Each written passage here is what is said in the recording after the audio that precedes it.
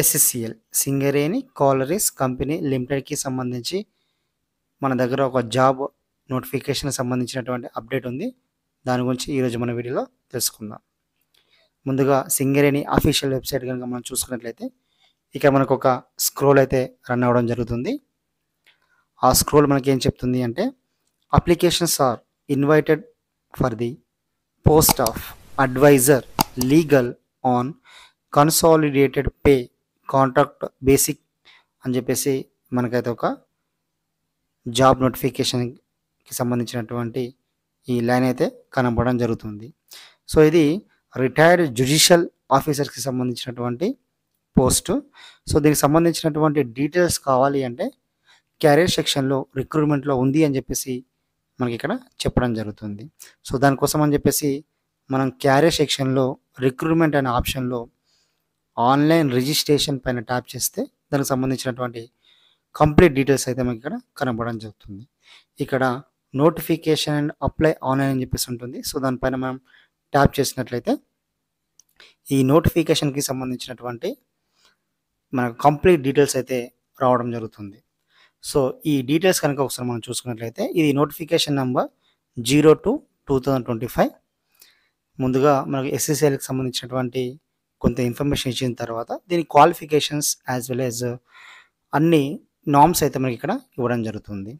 So ఈ post name వచ్చేసి advisor legal. ఇందులో ఓన్లీ 1 వేకెన్సీ అయితే ఉండడం జరుగుతుంది. సో ఏజ్ లిమిట్ వచ్చేసి అబోవ్ 50 years వరకు అయితే ఉండడం జరుగుతుంది. క్వాలిఫికేషన్ వచ్చేసి LLB BL. Experience only retired judicial officers of the rank of district judge, additional district judge అని చెప్పేసి మనకి కనబడడం జరుగుతుంది. సో వాళ్ళు మాత్రమే దీనికి అర్హత అయితే సాధించడం జరుగుతుంది. సో ఈ ఆన్లైన్ అప్లికేషన్ స్టార్టెడ్ ఫ్రమ్ ఎక్కడి నుంచి వస్తుందంటే 15th జూన్ నుంచి అయితే స్టార్ట్ అవ్వడం జరుగుతుంది. అలాగే ఎండింగ్ వచ్చేసి ఈ మంత్ ఆల్మోస్ట్ ఎండింగ్ అయితే ఉండడం జరుగుతుంది.